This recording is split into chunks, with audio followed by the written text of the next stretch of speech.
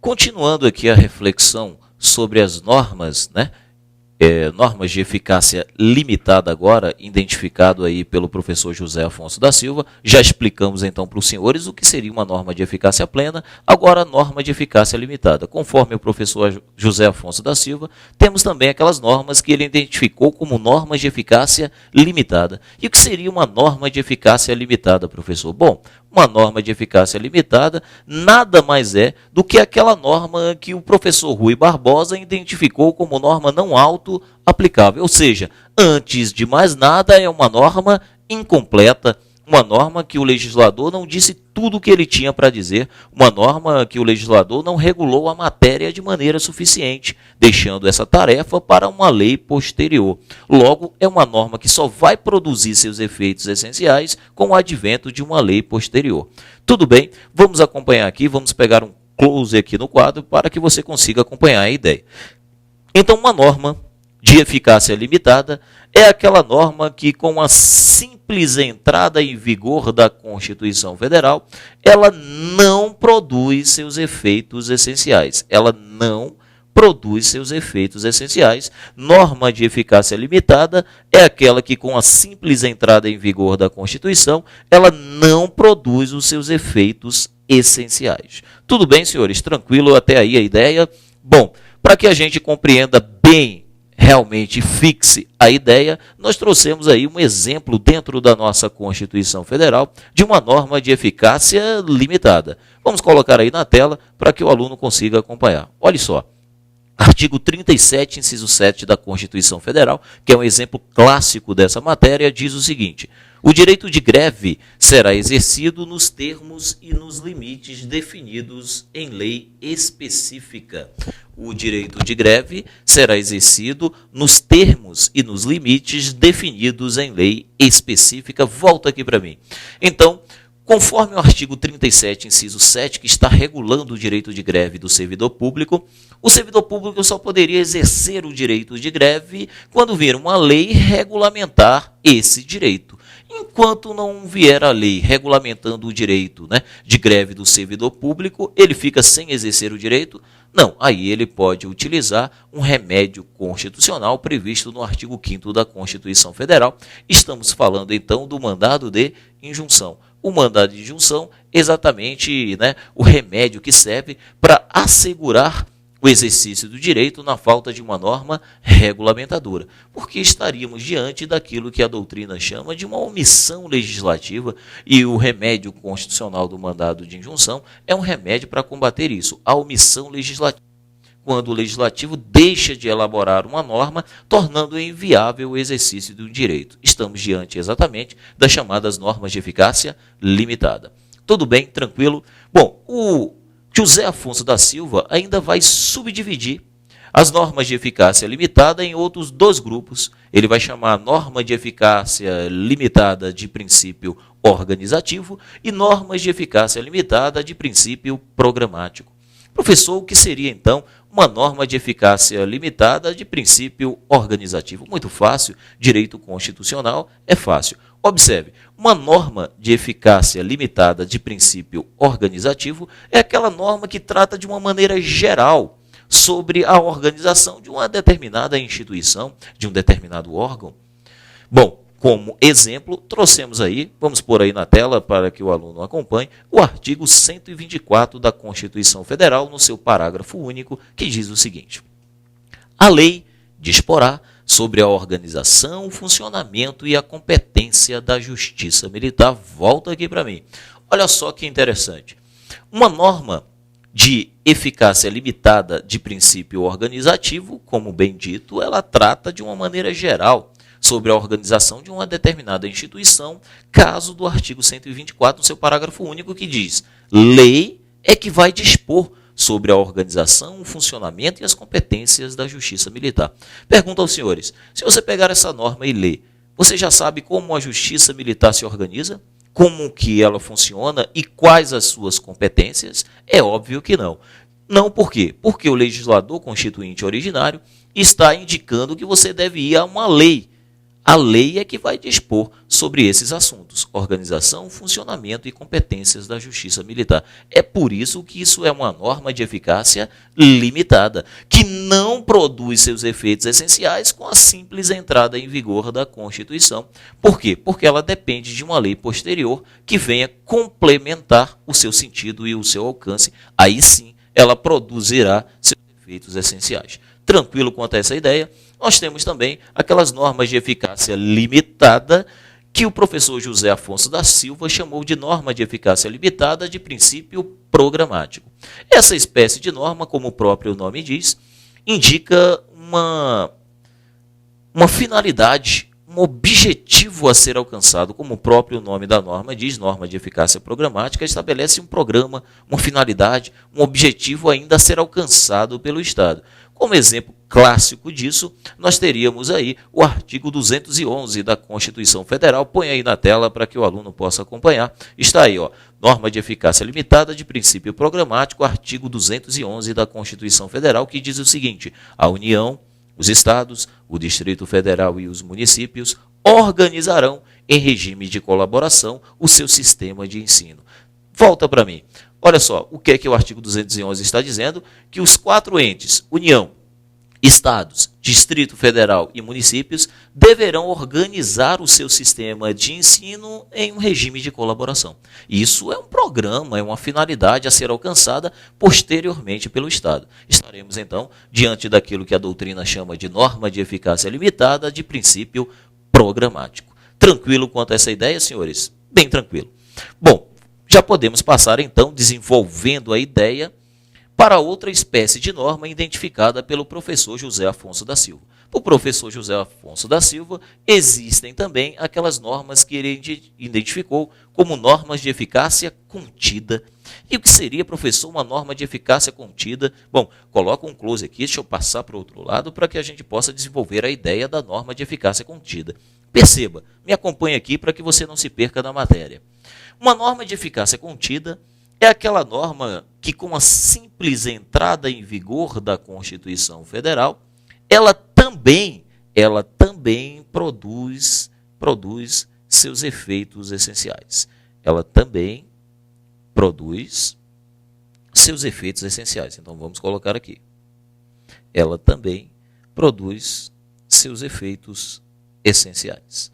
Então, uma norma de eficácia contida é aquela norma que, com a simples entrada em vigor da Constituição, ela também produz seus efeitos essenciais. Agora veja, até aqui, essa norma é igual à norma de eficácia plena. Igualzinho, a norma de eficácia plena também produz seus efeitos essenciais com a simples entrada em vigor da Constituição, assim como a contida. Mas perceba, tem um porém, tem no entanto, um todavia. A norma de eficácia contida, ela também produz seus efeitos essenciais com a simples entrada em vigor da Constituição.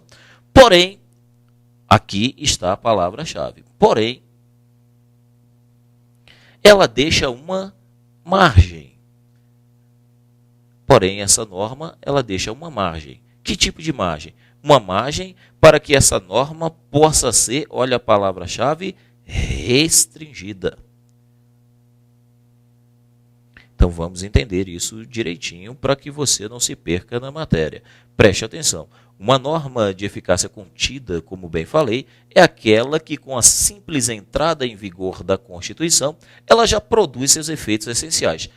Porém, essa norma deixa uma margem para que possa haver uma restrição, para que a norma possa ser restringida. Bom, como exemplo clássico desse tipo de norma, para que você consiga compreender bem a matéria, nós trouxemos aí, então, senhores, um artigo da Constituição Federal que traduz bem essa ideia. Vamos colocar aí na tela para que você consiga acompanhar. Olha lá, é o artigo 5º da Constituição Federal, no seu inciso 13, que diz o seguinte: é livre o exercício de qualquer trabalho, ofício ou profissão, atendidas as qualificações profissionais que a lei estabelecer. Volta para mim. Então, senhores, conforme o inciso 13 do artigo 5º da Constituição Federal, é livre o exercício de qualquer trabalho, ofício ou profissão, mas atendidas as qualificações que a lei estabelecer. Estamos diante daquilo que o professor José Afonso da Silva chamou de norma de eficácia contida. Por quê? Perceba, a princípio a norma diz: é livre o exercício de qualquer trabalho, ofício ou profissão. Até aí seria uma norma de eficácia plena. Porém, no entanto, contudo, todavia, deverá atender às qualificações que a lei estabelecer. Então, quando vem uma lei estabelecendo uma qualificação para exercer uma determinada profissão, o que é que essa lei estaria fazendo com esse dispositivo da Constituição? Estaria restringindo o dispositivo que diz que, a princípio, é livre o exercício de qualquer trabalho, ofício ou profissão, mas tem que atender às qualificações determinadas em lei. Então, um exemplo, você poderia utilizar o exercício da advocacia. Para você exercer, né, a advocacia, você precisa, conforme lei, ser bacharel em Direito e passar no exame da OAB. Se você não for bacharel em Direito e não passar no exame da OAB, você não pode exercer essa profissão, você não pode advogar. Então, a lei que está estabelecendo que para você advogar, que para você exercer esta profissão da advocacia, você precisa ser bacharel em Direito e você precisa passar no exame da OAB, ela está fazendo o quê com o artigo 5º, inciso 13 da Constituição? Restringindo. Então, senhores, uma norma de eficácia contida é aquela que, com a simples entrada em vigor da Constituição, ela já produz seus efeitos essenciais. Porém, ela deixa uma margem para que a lei possa restringir o direito previsto na norma. Exemplo clássico disso, então, o inciso 13 do artigo 5º da Constituição Federal. Tudo bem, senhores? Tranquilo quanto a essa ideia? Fechamos aqui, então, a ideia do José Afonso da Silva, e é essa classificação, como eu apontei para os senhores, que vai cair no concurso público, né? Foi a classificação que foi aí, né, idealizada tanto pela jurisprudência, como pela doutrina, como pela banca do concurso público. Então, só para que você feche a ideia, conforme José Afonso da Silva, nós temos normas de eficácia plena, normas de eficácia limitada e normas de eficácia contida. O que seria uma norma de eficácia plena, José Afonso da Silva? Nada mais seria do que uma norma que, com a simples entrada em vigor da Constituição, ela já produz seus efeitos essenciais. Então, uma norma completa, uma norma acabada, feita, terminada, que não precisa ser complementada. E o que seria uma norma de eficácia limitada? Antes de mais nada, é uma norma incompleta, ou seja, é uma norma que, com a simples entrada em vigor da Constituição, ela não produz seus efeitos essenciais de imediato. Só produzirá seus efeitos essenciais com o advento de uma norma regulamentadora. Tranquilo? Vimos ainda que a norma de eficácia limitada se subdivide em duas espécies: norma de eficácia limitada de princípio programático e norma de eficácia limitada de princípio organizativo. Bom, depois nós vimos normas de eficácia contida. O que seria uma norma de eficácia contida? É aquela norma que, com a simples entrada em vigor da Constituição, ela também produz seus efeitos essenciais. Porém, essa norma deixa uma margem para que ela possa ser restringida. Tranquilo, senhores, quanto a essa ideia? Então, conseguimos fechar aqui, era a primeira ideia, né, do direito constitucional, a primeira ideia sobre o assunto. Perceba, o assunto que estamos tratando é classificação das normas constitucionais quanto ao grau de eficácia e aplicabilidade. Tranquilo? Bom, para a gente perceber que isso realmente cai no concurso público, trouxemos aí algumas questões de concurso público nesse assunto. Vamos colocar aí na tela para que você possa acompanhar como que a banca do concurso público vai cobrar isso dos senhores. Uma questão da ISAF, uma questão aí para auditor fiscal do trabalho de 2006, perguntou o seguinte: segundo a doutrina mais atualizada, nem todas as normas constitucionais têm natureza de norma jurídica, pois algumas não possuem eficácia positiva direta e imediata. Volta aqui para mim. Bom, conforme a questão, nem toda norma constitucional seria uma norma que tem eficácia jurídica. Bom, essa afirmativa está errado, porque eu afirmei para os senhores aqui no começo da aula, e você anotou no seu caderno, a primeira ideia, a introdução, foi que toda norma constitucional possui eficácia e aplicabilidade. Toda norma constitucional, desculpem, na verdade, toda norma constitucional, ela é uma espécie de norma jurídica. Não existe norma constitucional que não seja uma norma jurídica. Não existe norma constitucional que não possua força, que não possua eficácia, aplicabilidade. As normas, elas se diferenciam só quanto ao grau dessa eficácia quanto ao grau dessa aplicabilidade. É certo que existem normas que terão um grau menor de eficácia e aplicabilidade, e normas que terão um grau maior de eficácia e aplicabilidade. Mas todas são espécies de normas jurídicas e todas possuem eficácia e aplicabilidade, nesse sentido que essa questão estaria incorreta. Tudo bem, senhores? Tranquilo quanto a isso? Vamos colocar aí na tela a próxima questão para que você consiga acompanhar. A segunda questão é uma questão também da ISAF, também para auditor fiscal do trabalho, do mesmo concurso 2006, e afirmou o seguinte: as normas de aplicabilidade contida dependem sempre de uma lei que lhes completem a normatividade, de maneira que possam produzir seus efeitos essenciais. Então, está afirmando que uma norma de aplicabilidade contida vai depender sempre de uma norma que lhe completem a normatividade. Volta aqui para mim. Nós aprendemos, então, veja bem, acompanha aqui, que uma norma de eficácia contida, antes de mais nada, também é uma norma completa, também é uma norma autoaplicável, que pode ser restringida. Então, uma norma de eficácia contida, ela não depende sempre de uma lei que lhe complemente o sentido, a normatividade. A norma, a espécie de norma que precisa ser complementada, não é a norma de eficácia contida, é a norma de eficácia limitada. Como o próprio nome diz, a norma é limitada, ela precisa ser complementada por lei. Logo, esse item estaria incorreto. Tudo bem? Vamos colocar mais uma questão aí sobre esse assunto.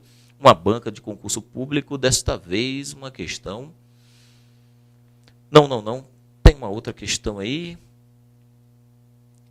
Não, acho que não, né? Vamos ficar só nessas duas questões, então. Essas duas questões aí da ESAF, né? Já é suficiente para que você consiga perceber, né, como que o concurso público vai cobrar essa ideia dos senhores. Tudo bem? Tranquilo? Já podemos, então, aí ingressar em um novo assunto dentro do direito constitucional. Até agora nós tratamos, então, da eficácia das normas constitucionais quanto à eficácia e aplicabilidade. Vamos apagar aqui e ingressar no novo assunto, um novo ponto aí, vá complementando no seu caderno, que nós vamos tratar agora do ordenamento jurídico e das espécies de normas que existem dentro do nosso ordenamento jurídico. Nós estamos falando, então, de grau, né, de graus, de status dentro do ordenamento jurídico de uma norma constitucional. Então, você vai começar colocando dentro, né, do seu caderno aí um segundo ponto. O segundo ponto, nós vamos tratar de um outro tema. O outro tema agora será hierarquia normativa. Nós vamos tratar, então, da hierarquia das normas. Hierarquia das normas é o tema. Esse é o tema, então, que a gente vai tratar agora e que tem aparecido aí bastante no concurso público. Hierarquia das normas, um tema fácil de direito constitucional. E sobre a hierarquia normativa, senhores, a primeira ideia que você vai colocar aí no seu caderno, não é? A primeira ideia, uma introdução à hierarquia das normas. Nós vamos colocar aí 2.1. Coloque aí 2.1 no seu caderno. 2.1, conceito de ordenamento jurídico.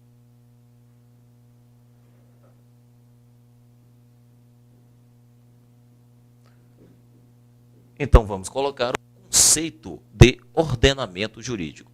O que seria, então, o ordenamento jurídico, professor? O que seria isso? Bom, o ordenamento jurídico, representado por Kelsen por uma pirâmide, volta aqui para mim, o ordenamento jurídico, então, senhores, organizado aí, né, de maneira representado, melhor dizendo, representado, né, por uma figura triangular pelo Kelsen, né, é chamado, então, de pirâmide de Kelsen. O nosso ordenamento jurídico nada mais é do que a ordem hierárquica das normas. É você pegar todas as normas dentro de um determinado estado e organizar essas normas em hierarquia, de maneira que aquelas normas de grau superior você coloca acima, aquelas normas de grau inferior você coloca abaixo. E aí você vem organizando as normas de maneira hierárquica. Isso nós estaríamos falando, então, exatamente do ordenamento jurídico. Se você quiser colocar um conceito aí no seu caderno, você coloca assim: o ordenamento jurídico nada mais é do que a organização hierárquica das normas. O ordenamento jurídico, então, nada mais é do que a organização hierárquica das normas. Tudo bem? Tranquilo? Bom, vamos fazer o desenho de Kelsen. Me acompanha aqui para que você não se perca na matéria. Quando falamos em ordenamento jurídico, estamos falando de pirâmide normativa, a famosa pirâmide de Kelsen. Então, Kelsen representava, né, o ordenamento jurídico por meio desse desenho, uma pirâmide. Como nós vamos organizar o nosso ordenamento jurídico, precisamos colocar no topo da pirâmide aquela norma de maior hierarquia. Segundo Kelsen, aquela norma de maior hierarquia, aquela que se coloca no ápice da pirâmide normativa, é exatamente o objeto de estudo do nosso direito constitucional. Nós estamos falando, então, da nossa Constituição Federal. A Constituição Federal, então, é a norma que se coloca no topo do nosso ordenamento jurídico, sendo então a base de sustentação, o fundamento de validade de todas as normas constitucionais. Não é isso, senhores? Tenho certeza que todos sabem disso. Então perceba, a Constituição se situa no topo, mas aqui nós teremos aquilo que a doutrina vai chamar, no topo do ordenamento jurídico, de normas constitucionais. Normas constitucionais. Agora, a pergunta que eu tenho é a seguinte: hoje, normas constitucionais a gente encontra somente dentro do texto da Constituição? Bom, a resposta será não, senhores. A resposta é não. Porque normas constitucionais, você pode encontrar essa espécie normativa, na verdade, em 3 lugares. Dentro do texto constitucional, você pode encontrar também norma constitucional nas emendas constitucionais que ainda não foram incorporadas ao texto e também nos tratados internacionais de direitos humanos. Qualquer tratado internacional de direitos humanos? Não. Qualquer tratado internacional de direitos humanos? Não. Mas somente aquele tratado internacional de direitos humanos que for aprovado pelo Congresso Nacional pela mesma forma que as emendas constitucionais. Nesse sentido, nós temos o parágrafo 3º do artigo 5º da Constituição Federal, que traz essa ideia. A partir da emenda constitucional 45, que acrescentou o parágrafo 3º ao artigo 5º da Constituição Federal, aquele Tratado Internacional de Direitos Humanos, que for aprovado em 2 turnos, em cada casa do Congresso Nacional, por 3/5 dos seus membros, será equivalente a uma emenda. Se será equivalente a uma emenda, nós estamos falando então de normas constitucionais. Para que você consiga acompanhar bem a ideia, vamos colocar aí na tela, né, o parágrafo 3º do artigo 5º da Constituição Federal, que trouxe essa ideia, senhores. Essa ideia foi trazida aí pelo parágrafo 3º do artigo 5º da Constituição Federal. Nós não temos aqui agora na tela, mas tudo bem. Vamos ditar esse artigo para você. Então, diz o parágrafo 3º do artigo 5º da Constituição Federal, senhores, que aqueles tratados internacionais que forem aprovados em 2 turnos, em cada casa do Congresso Nacional, por 3/5 dos seus membros, será equivalente a uma emenda constitucional. Bom, esses tratados, então, quando eles ingressam dentro do nosso ordenamento jurídico, eles terão status de normas constitucionais. Então perceba isso aqui, que já tem sido cobrado num concurso público, isso aqui é importantíssimo. Esse bloco, senhores, que se formou um bloco de normas constitucionais, a doutrina tem dado um nome a esse bloco aqui. Tem chamado esse bloco de bloco de constitucionalidade. Bloco de constitucionalidade. Bloco de constitucionalidade. E o que seria, então, professor, o bloco de constitucionalidade? O bloco de constitucionalidade nada mais seria do que a possibilidade de você encontrar normas constitucionais fora do texto da Constituição.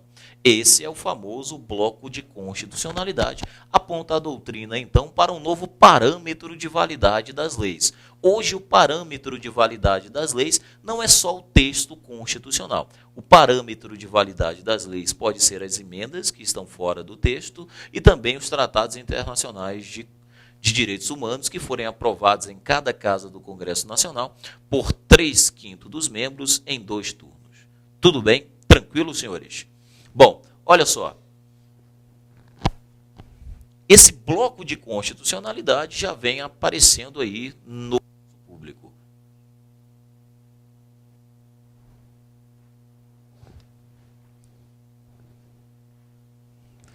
Já tem aparecido aí bastante, então, o bloco de constitucionalidade no concurso público, e é importante que você tenha, né, realmente esse conceito aí na sua cabeça. Tranquilo, senhores? Vamos desenvolvendo, então, a matéria aqui.